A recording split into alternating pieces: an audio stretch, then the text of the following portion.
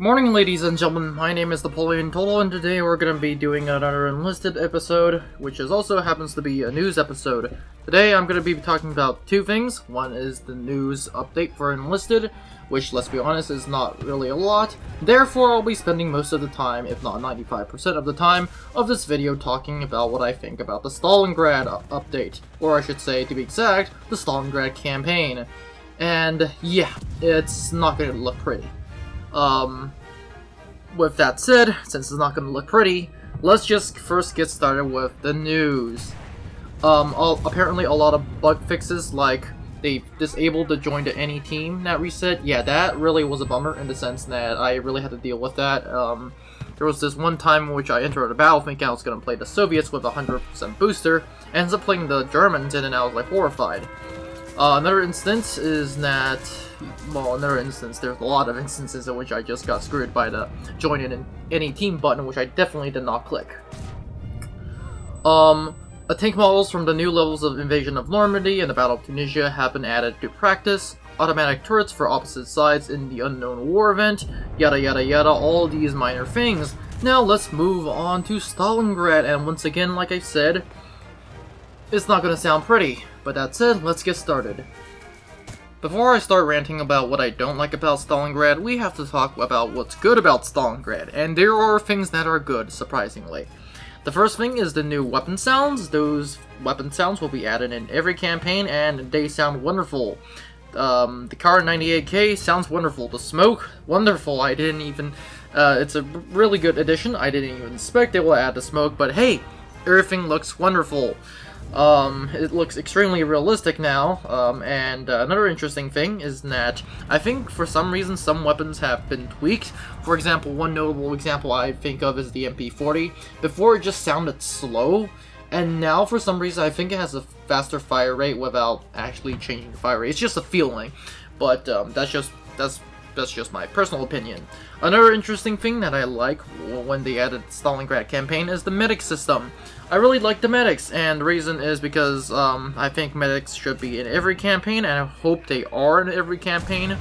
I really enjoy the medic class. Very cool, the idea of just going on to the medics. That said, they can also act as an assaulter and yet save people on the battlefield. But yes, those are the medics. Obviously, I really enjoy the medics, and yeah.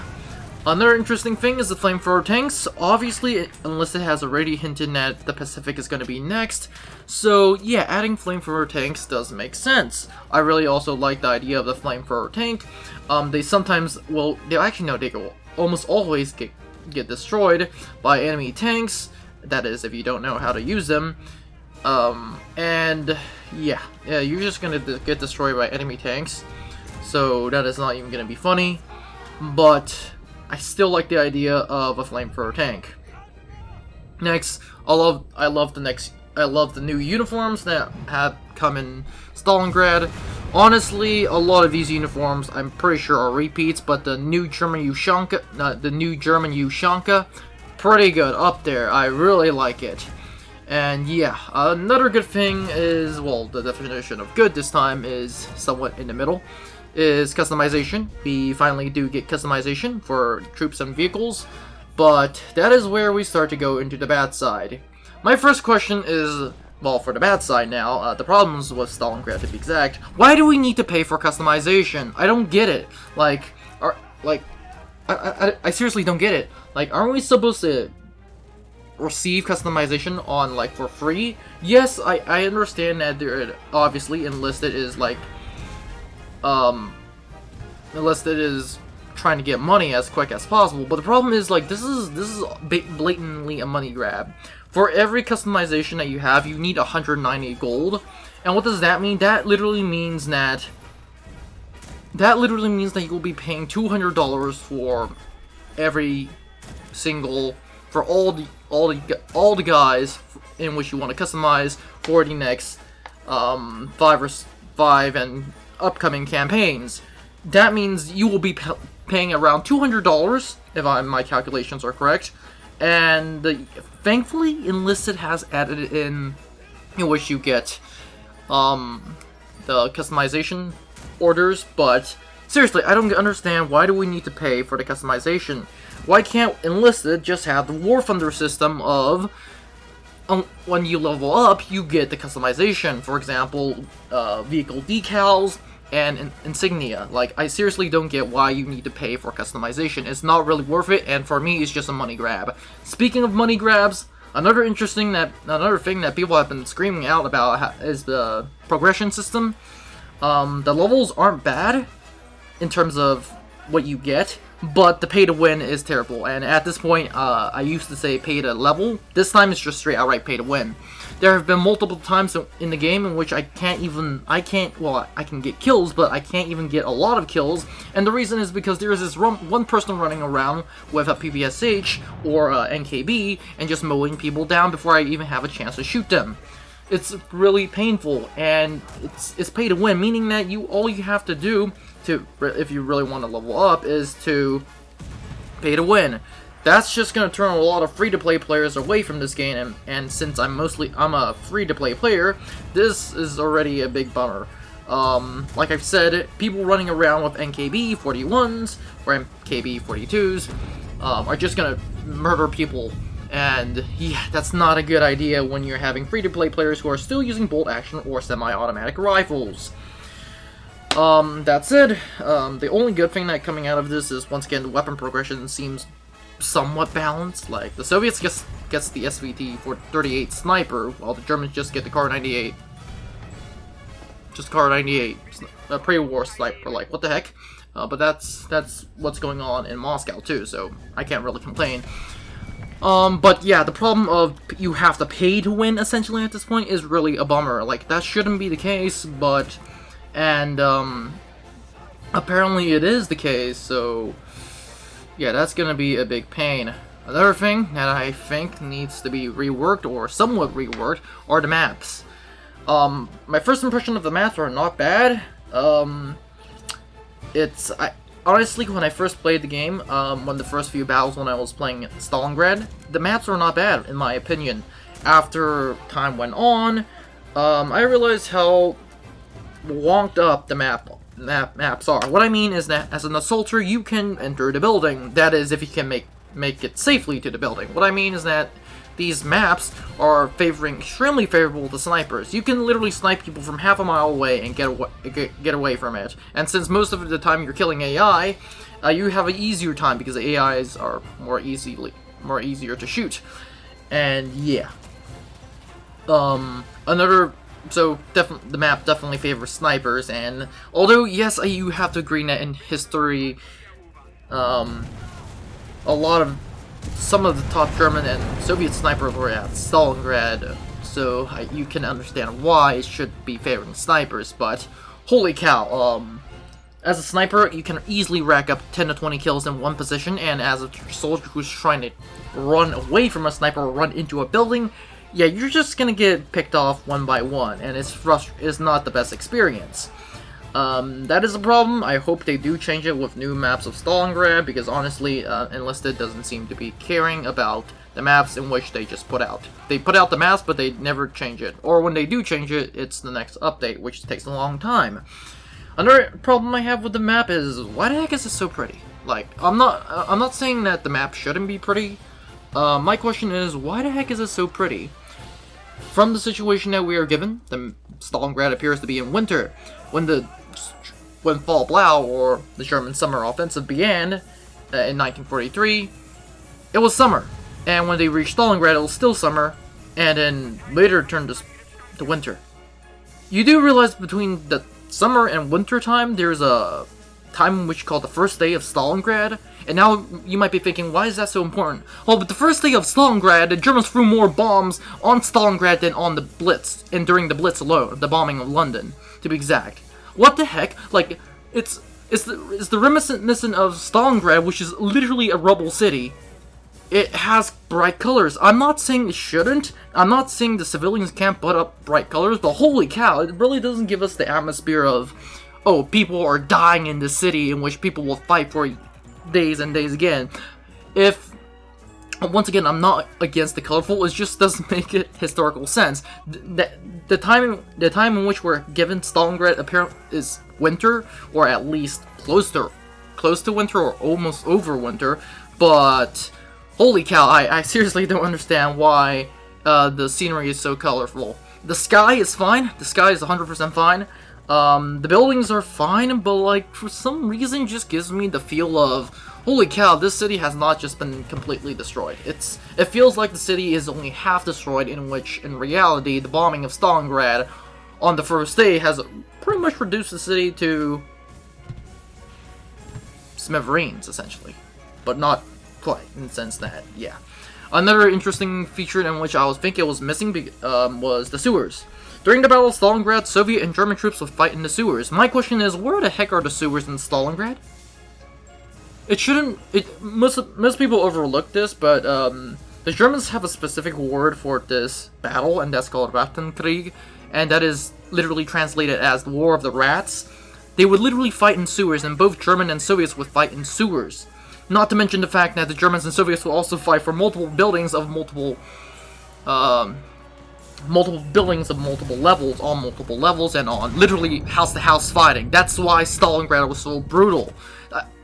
I don't understand at this point. Stalingrad was brutal because it was such close-to-close fighting. There was a count that says, in a week, in 5 days, the Germans only made a house. In a week, they only made a block. In a month, they only made a street. Whilst during a month in 1940, the Germans made France. In a week, they took Poland. In 5 days,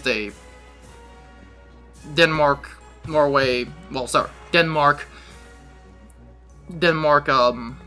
what's the other one? Denmark, Netherlands, Belgium, yeah, etc. Obviously, some didn't even take 5 days, but like, that's the reason why Stalingrad was so brutal. What I'm trying to say is like, yeah, thank you for giving us Stalingrad, but the feel is like, yeah, it's house-to-house fighting. We have some house-to-house fighting, don't get me wrong, but it's just not intense. I'm gonna tell you straight out the bat that Berlin just straight out feels more death situation. Like, Berlin literally is pain.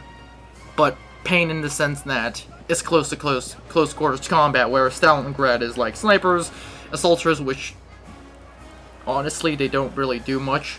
Like, the times in which I had to do close quarters combat is quite low in Stalingrad, and yeah.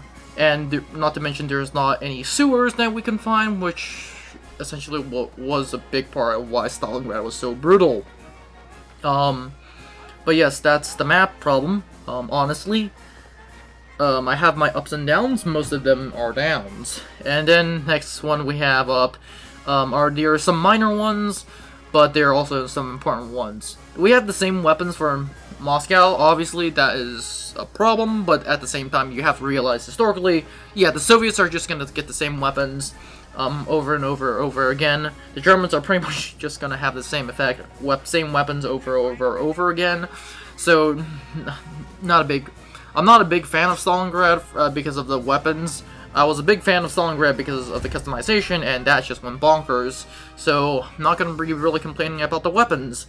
Next we have a new playable factions. I understand that Stalingrad has added some new weapons like the Hungarian SMG, but why doesn't Stalingrad add in Romania? I realized that Romanian troops during the Battle of Stalingrad were mostly on the outside / the perimeter of Stalingrad, which, okay, I understand, but it doesn't mean that the Romanians didn't fight in Stalingrad, and because it's, once again, Germany versus Soviet Union, you might as well just add in Romania to just spice the things up. So, yeah, not really the biggest bummer, but holy cow, it's a pain that we didn't see any Romania. Is what I'm trying to say. Like, 1 or 2 squads of Romania should be good. They don't have to be premium. They could be, actually, matter of fact, they could be even premium, but they don't really have to be premium. Like 1 or 2 squads, like what, for a rifleman squad, maybe a rifleman squad with Romania, or even I don't know, like just give a few squads to Romania. But Enlisted didn't, so this is obviously not the biggest problem, adding Romania, or like adding Romania, Hungary, the list just goes on, but not the biggest problem, but it's a loss. We also have bugs, obviously, once again, still not the biggest problem, but it's painful.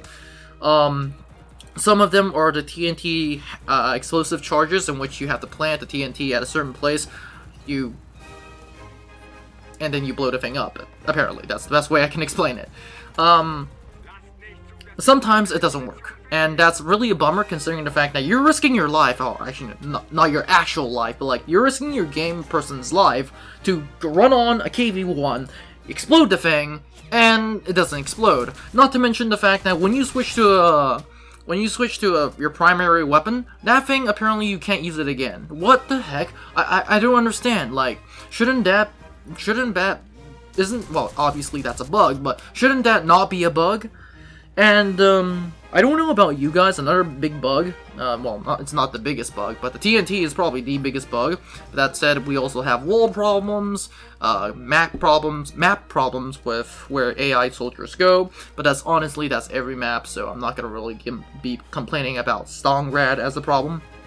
But the TNT charges are really a problem. I don't know if they've been fixed, but I was just playing Stalingrad 2 hours ago, and as of right now, it's April the 5th, 2022, my bad. And yeah, this bug has, well, the bug in which you switch to your primary and you can't ever explode the thing ever again is still a problem, at least in my last game. But yeah, it's not funny. Another thing that I find kind of interesting is that the rifles. I don't know about you guys, but when I fire my rifle, sometimes I'm literally aiming directly at the target. But when I fire my rifles, you see the shot being fired, but you don't see the guy getting down. So that's weird. It doesn't even appear that the dude takes damage, which obviously they don't. But so that's a bit problematic. Like, I fire my rifle point blank at the dude, and he doesn't get killed. Obviously, you can also argue that I'm a bad shot, which I'm gonna be honest, I'm not the best shooter in terms of bolt action rifles. I'm way better at SMGs and heavy machine guns or light machine guns. But I don't know if you guys have had that problem about the rifle firing, but it doesn't fire, like, if you understand what I'm saying. So yeah, comment in the video down below to see if you have any of that. But I personally had it once or twice. At first I thought it's my aiming problem, which I'm not gonna say I have the best aim, but yeah, I don't personally think I have the worst aim. But I'm not trying to say my aiming is great or anything, but like the second or third, the fifth, the sixth, it's a little bit problematic. So yeah, obviously I don't know if you guys have that problem, so comment down below in the video. But the biggest problem I could definitely say, customization, obviously a big problem. Maps, problem, but not that big of a problem, although you can argue that the sniper spam is just insane. Progression, probably one of the A-tier problems that Enlisted has to solve, progression, customization, but by far, one of the biggest problems, the other big problem, is the Xbox. And now some of you might already be knowing what I'm talking about, but why was the Xbox release such a problem? For those who don't know what I'm talking about, on the day that Stalingrad was released, the Xbox players couldn't play.